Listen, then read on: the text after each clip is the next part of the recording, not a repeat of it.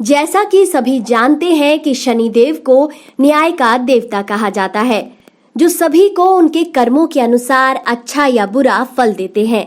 इतना ही नहीं, शनिदेव को बहुत ही क्रूर देव भी कहा जाता है, जो किसी से भी जल्द ही क्रोधित हो जाते हैं और इन्हें मनाना काफी कठिन होता है।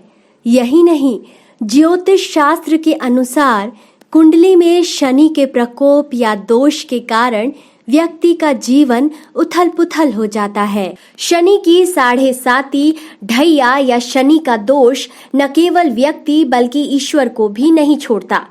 यदि किसी पर शनिदेव की कुदृष्टि पड़ जाए तो समझो वह गया। एक पौराणिक कथा के अनुसार शनिदेव महादेव की राशि में भी आए, जिसके अशुभ प्रभाव से बचने के लिए महादेव ने एक हाथी का रूप धारण किया। आज की इस वीडियो में हम आपको महादेव और शनिदेव से जुड़ी इसी पौराणिक कथा के बारे में बताने वाले हैं। पौराणिक कथा के अनुसार एक बार शनिदेव महादेव के धाम कैलाश पहुंचे और उन्हें प्रणाम करके उनसे आग्रह किया कि हे भगवान, मैं कल से आपकी राशि में आने वाला हूँ, यानी कि मेरी वक्र दृष्टि आप पर पड़ने वाली है। जिसे सुनकर महादेव चिंतित हो गए और बोले, हे शनिदेव, आप कितने समय तक अपनी वक्र दृष्टि मुझ पर रखने वाले हैं? जिसके उत्तर में शनिदेव ने कहा कि महादेव, कल 1.25 प्रहर के लिए आपके ऊपर मेरी वक्र दृष्टि रहेगी। इतना कहने के बाद शनिदेव वहां से चले गए। जिसके बाद शनिदेव की बातें सुनकर महादेव अत्यधिक चिंतित हो गए और शनिदेव की वक्र दृष्टि से बचने के लिए उपाय सोचने लगे। और अगले दिन शनिदेव की कुदृष्टि से बचने के लिए महादेव मृत्युलोक आए और एक हाथी का रूप धारण कर लिया। महादेव को लगा कि ऐसा करने से वो शनिदेव की वक्र दृष्टि से बच जाएंगे, इसलिए उन्होंने 1.25 प्रहर तक एक हाथी के रूप में समय व्यतीत किया। इसके बाद शाम होने पर महादेव ने सोचा कि अब तो दिन बीत चुका है और शनि की दृष्टि का भी उन पर कोई असर नहीं होगा, इसीलिए वह पुनः अपने रूप में आए और फिर कैलाश पर्वत वापस लौट गए। महादेव यह सोचकर प्रसन्न थे कि अब शनिदेव उनका कुछ नहीं बिगाड़ सकते। लेकिन जैसे ही वह कैलाश पर्वत पहुंचे तो वहां देखते हैं कि शनिदेव उनका इंतजार कर रहे हैं।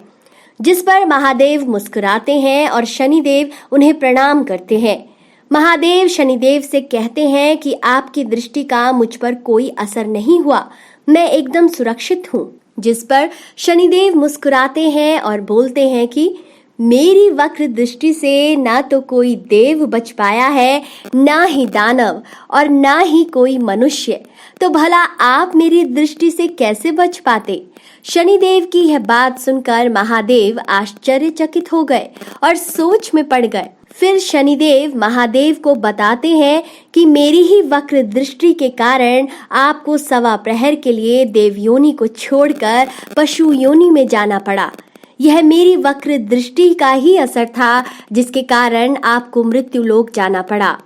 शनिदेव की न्यायप्रियता को देखकर महादेव अति प्रसन्न हुए और उन्हें गले लगाकर कहा कि आप तो सचमुच न्यायप्रिय हैं। आपके लिए सभी एक समान है, चाहे वह देव हो, दानव हो या फिर कोई मनुष्य। इस तरह महादेव शनिदेव की दृष्टि से बचने के लिए हाथी का रूप धारण करते हैं, लेकिन फिर भी वे उनकी वक्र दृष्टि से नहीं बच पाते। तो दोस्तों, कैसा लगा आपको हमारा ये वीडियो? अपनी राय कमेंट सेक्शन में जरूर बताएं।